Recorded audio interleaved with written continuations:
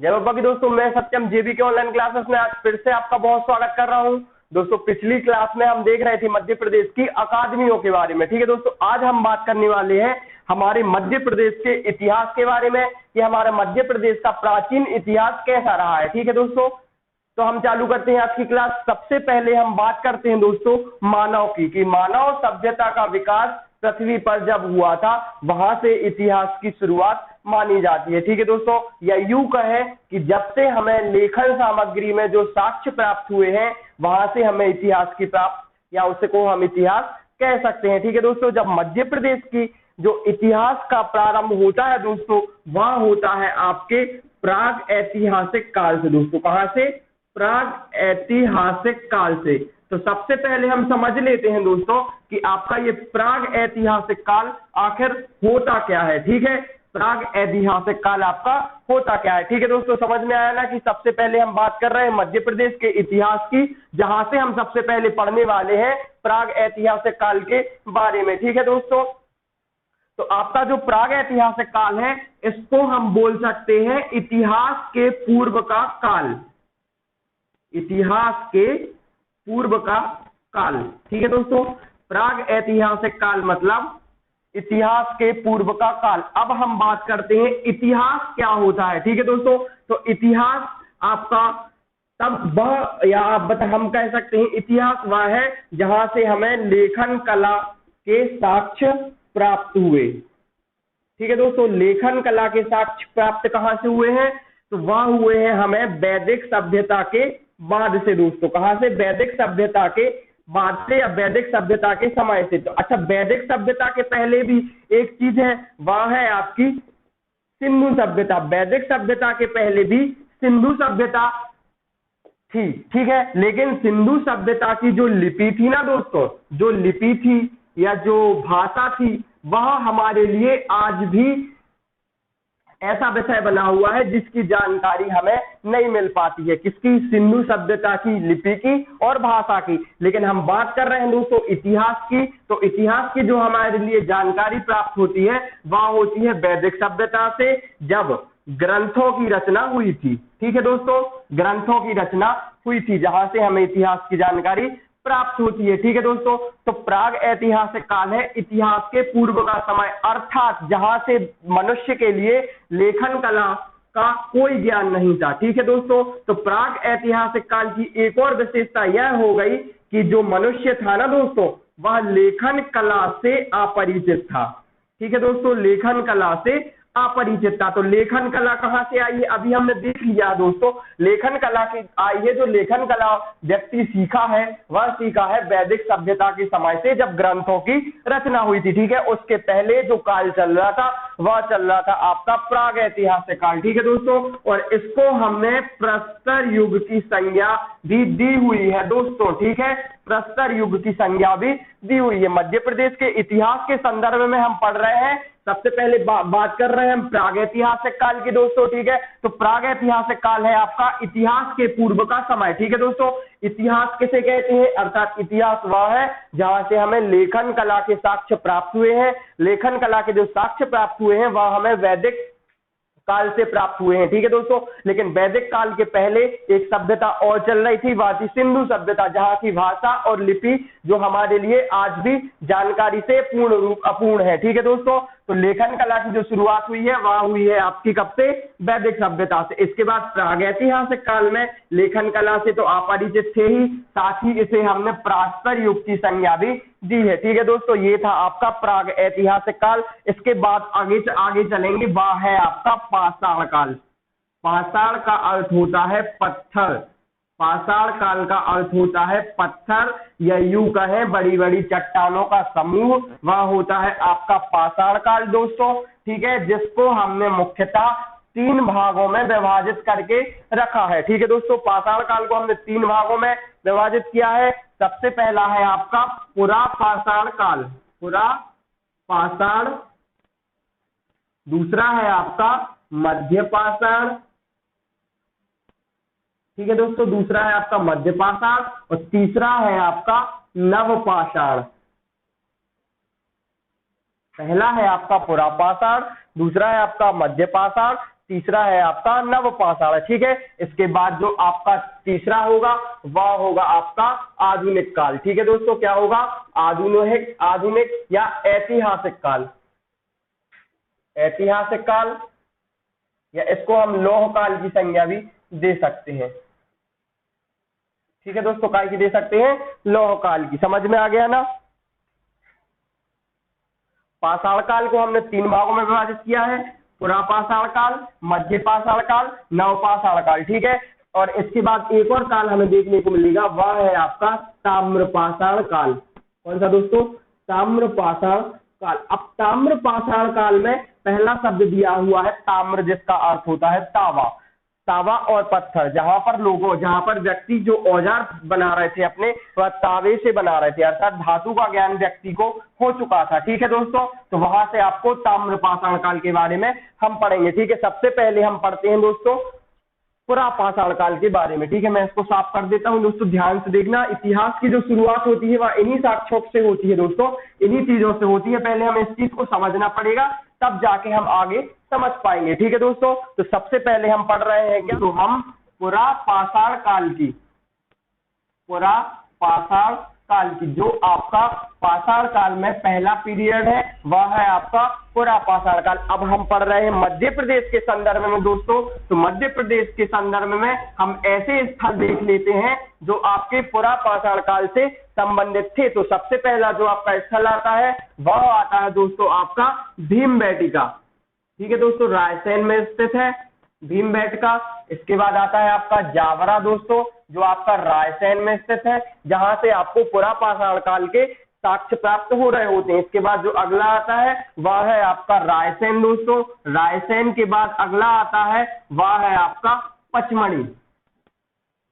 ठीक है, इन क्षेत्रों से हमारे लिए पुरापाषाण काल के साक्ष्य प्राप्त हुए दोस्तों। मध्य प्रदेश के संदर्भ में ये स्थान हम पढ़ रहे हैं, इसीलिए हम देख रहे हैं पुरापाषाण काल में ऐसे स्थल जहां से हमें इस काल की जानकारी प्राप्त होती है। ठीक है दोस्तों, इसके बाद हम देख लेते हैं औजारों के बारे में, जो हमें पुरापाषाण काल से औजार प्राप्त हुए हैं वे कौन कौन से। ठीक है दोस्तों, तो सबसे पहला जो औजार है वह है आपका, जो सबसे पहला आपका औजार है दोस्तों वह है आपका चौपार। चौपार, हस्तकुठार। ठीक है दोस्तों, पहला है आपका चौपार, दूसरा है आपका हस्तकुठार, तीसरा है आपका फ्लैट, यह भी एक पुराना, और चौथा है आपका ब्लेड। ये जो औजार है वह हमें पुरापाषाण काल से प्राप्त हुए हैं। ठीक है दोस्तों, इसके बाद हम चलते हैं मध्य पाषाण काल में। ठीक है दोस्तों, यह था आपका पुरापाषाण काल मध्य प्रदेश के संदर्भ में, जो हमें मध्य प्रदेश के क्षेत्रों में, ऐसे क्षेत्र जहां पर हमें पुरापाषाण काल से संबंधित साक्ष्य प्राप्त हुए हैं, स्थल है आपके भीमबेटका, जावरा, रायसेन और पचमढ़ी। ठीक है, औजार यहाँ पर चौपार, हस्तकुठार, जिसे हम कुल्हाड़ी भी बोल सकते हैं, या हम हस्तकुठार, फ्लैट और ब्लेड है। ठीक है दोस्तों, इसके बाद हम बात करते हैं मध्य पाषाण काल की। तो मध्य पाषाण काल में दोस्तों सबसे पहले हम बात करते हैं आदमगढ़ की क्षेत्र की। ठीक है, आदमगढ़ जो आपका वर्तमान में होशंगाबाद में स्थित है। कहाँ है दोस्तों? होशंगाबाद में स्थित है। आदमगढ़ से ही दोस्तों सबसे पहले मानव के पशुपालक होने का पहला साक्ष्य प्राप्त हुआ था दोस्तों। क्या प्राप्त हुआ था? मानव के पशुपालक होने का पहला साक्ष्य। यह क्वेश्चन परीक्षा में कई बार पूछा गया है कि मानव के पशुपालक होने का जो पहला साक्ष्य मिला है वह हमें कहां से मिला है दोस्तों? तो वह हमें आदमगढ़ से मिला है, जो आपके होशंगाबाद में स्थित है। ठीक है दोस्तों, इसके बाद बात कर लेते हैं हम अन्य ऐसे स्थल जहां से हमें मध्य पाषाण काल के साक्ष्य प्राप्त हुए हैं। तो इनमें सबसे पहला जो स्थल है वह है आपका रीवा का क्षेत्र। ठीक है दोस्तों, इसके बाद जो अगला क्षेत्र आता है वह है आपका होशंगाबाद, गुना, इंदौर और उज्जैन। रीवा, गुना, इंदौर, उज्जैन और सागर, ये ऐसे क्षेत्र हैं दोस्तों, आधुनिक रूप में हम देख रहे हैं इन क्षेत्रों को, जहां पर हमारे लिए मध्य पाषाण काल के साक्ष्य मिले हैं वे आपके स्थल ये पूछे जाते हैं परीक्षा में, इसलिए मैं सिर्फ फैक्चुअल बता रहा हूं दोस्तों। स्थल बता दिए हैं, औजार बता दिए, ठीक है। मध्य पाषाण काल में जो इंपोर्टेंट चीज है वह है आपकी आदमगढ़ होशंगाबाद से, जहां से मानव के पशुपालक होने का साक्ष्य प्राप्त हुआ है, ठीक है दोस्तों। इसके बाद बात करेंगे हम नवपाषाण काल की, ठीक है दोस्तों। नवपाषाण काल में क्या हुआ था आपका, कृषि के साथ साथ स्थायी निवास के साक्ष्य प्राप्त हुए हैं, ठीक है दोस्तों। नवपाषाण काल के बारे में हम पढ़ रहे हैं। यहाँ पर क्या हुआ है दोस्तों, नवपाषाण काल में आपके कृषि के साथ साथ मतलब कृषि के साथ साथ हमें स्थायी निवास के साक्ष्य प्राप्त हुए हैं। अब जो मानव था जंगलों में भटक रहा था, वह यहाँ पर कृषि करने लगा था, साथ ही अपना एक घर बनाकर निवास करने लगा था, ठीक है। नवपाषाण काल के आते आते समय तक मनुष्य कृषि के साथ साथ स्थायी निवास करने लगा था, अर्थात जब जंगलों में घूमने के साथ साथ वह अब अपना खुद का घर बना के रह रहा है, ठीक है दोस्तों। जो सबसे ज्यादा महत्वपूर्ण चीज है वह है आपके स्थल कि नवपाषाण का संबंध किस स्थल से है दोस्तों। तो सबसे पहले हम बात कर लेते हैं इन स्थलों में। तो जो इसके जो प्रमुख स्थल है दोस्तों वह है आपका एरण, जो आपका सागर के निकट स्थित है। दूसरा है आपका जबलपुर, ठीक है दोस्तों, जबलपुर। इसके बाद है आपका आदमगढ़, जो आपका होशंगाबाद में स्थित है दोस्तों, ठीक है ना। आदमगढ़ आपका होशंगाबाद में स्थित है, एरण, जबलपुर, आदमगढ़। इसके बाद है आपका जतकारा और दमोह क्षेत्र, ठीक है दोस्तों, जतकारा और दमोह क्षेत्र। इन क्षेत्रों में हमारे लिए जो मनुष्य था वह आपके कृषि कार्य कर रहा था दोस्तों यहाँ पे, ठीक है, और स्थायी निवास भी कर रहा था, अर्थात कृषि कार्य करने के साथ साथ वह अब अपना घर बनाकर भी रहने लगा था, ठीक है दोस्तों। ये थे आपके पाषाण काल के बारे में। इसके बाद हम आगे चलते हैं, वह है आपका ताम्रपाषाण काल, ठीक है दोस्तों। इसके बाद जो हम आगे चल रहे हैं वह है आपका ताम्रपाषाण काल। तो दोस्तों नाम से ही स्पष्ट हो रहा है, ताम्रपाषाण काल अर्थात तांबे का उपयोग यहां पर होने लगा था। ताम्रपाषाण काल, ठीक है। ताम्रपाषाण काल में जो पहला अक्षर दिया है वह दिया है ताम्र, जिसका अर्थ होता है तांबा, अर्थात आपका तांबे और पत्थर से निर्मित औजारों एवं उपकरणों का उपयोग यहाँ पर हो रहा था, ठीक है दोस्तों। तांबा और पत्थर से निर्मित औजारों का उपयोग यहाँ पर होने लगा था, ठीक है। ये क्वेश्चन भी परीक्षा में कई बार पूछा है कि तांबा और पत्थर का उपयोग किस काल के संदर्भ में हुआ है, तो वह है आपका ताम्रपाषाण काल, ठीक है दोस्तों। इसके बाद महत्वपूर्ण चीज है वह है आपके स्थल, ठीक है दोस्तों। जो मुख्य स्थल है यहाँ पर ताम्रपाषाण कालीन के वह है आपका नावदा टोली दोस्तों, नावदा टोली। इसके बाद है आपका नागदा, ठीक है दोस्तों। इसके बाद जो अगला क्षेत्र है वह है आपका नागदा, कायथा, बेरड़ और एसनगर, ठीक है दोस्तों। ये था आपका नावदा टोली, नागदा, कायथा, एरण और बेसनगर। ये क्षेत्र आपके ताम्रपाषाणकालीन संस्कृति के अंतर्गत आते हैं, अर्थात तांबा और पत्थर से निर्मित औजारों का उपयोग यहाँ पर किया जाने लगा था। मुख्य जो स्थल है वह है आपकी नावदा टोली, नागदा, कायथा, एरण और बेसनगर। ये ऐसे स्थान है जहां से हमें ताम्रपाषाणकालीन संस्कृति के साक्ष्य प्राप्त होते हैं, ठीक है दोस्तों। इसके बाद जो अगला काल आता है वह आता है आपका ऐतिहासिक काल। कौन सा काल दोस्तों, ऐतिहासिक काल, जो सबसे ज्यादा महत्वपूर्ण और परीक्षा में जहां से सबसे ज्यादा क्वेश्चन आते हैं वह है आपका ऐतिहासिक काल, या इसको हमने लौह काल की संज्ञा भी दी हुई है, ठीक है दोस्तों, लौह काल की। तो जैसे तांबे से, जैसे ताम्रपाषाण से हमें यहाँ पर तांबा स्पष्ट हो गया था, इसी प्रकार हमें लौह काल से हमारे लिए यहाँ पर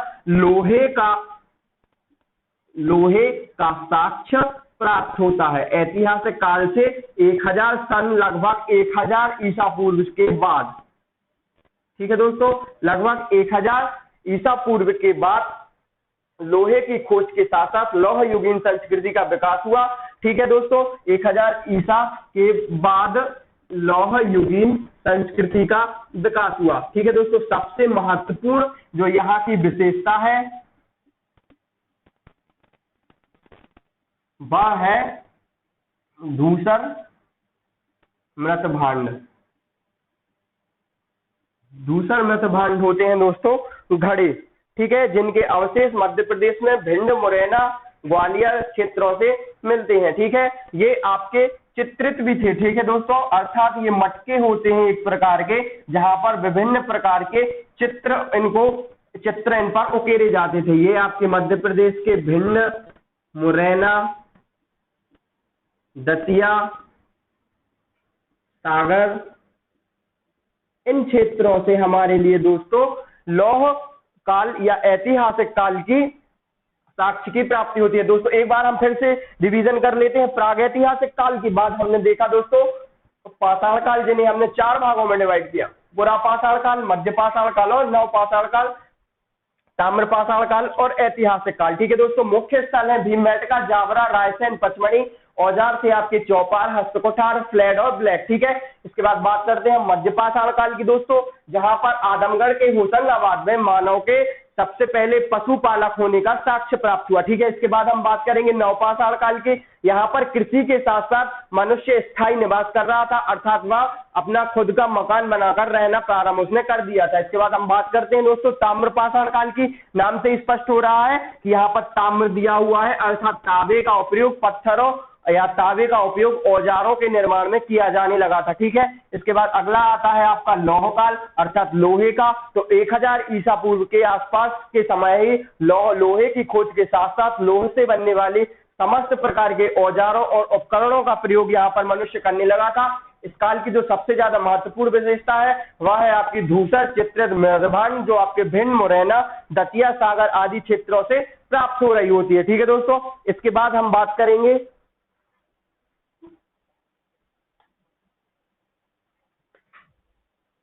ठीक है दोस्तों, ये था आपका प्रागैतिहासिक काल। इसके बाद हम बात करेंगे पौराणिक काल की। ठीक है दोस्तों, ये आपका एक स्टेप पूरा हो गया है यहाँ से मध्य प्रदेश के इतिहास के बारे में। अब दूसरा चैप्टर चालू हो रहा है, वह है आपका पौराणिक काल की। पुराणों में मध्य प्रदेश का जो मध्य प्रदेश के बारे में जो जानकारी दी हुई है वह किस आधार पर दी हुई है। ठीक है दोस्तों, तो हम यहाँ पर चालू कर रहे हैं क्या, पौराणिक काल।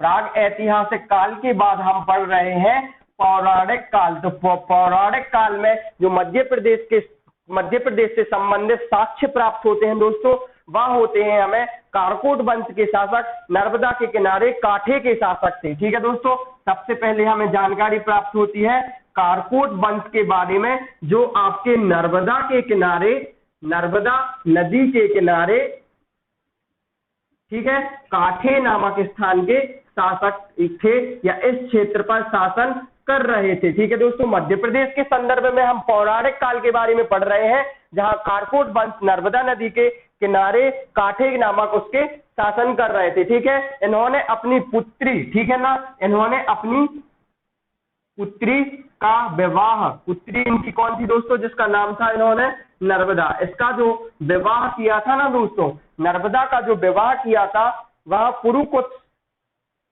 पुरुकुत्स के साथ किया था दोस्तों। ठीक है, पुरुकुत्स के साथ किया था, जो आपके इक्ष्वाकु वंश के राजा थे।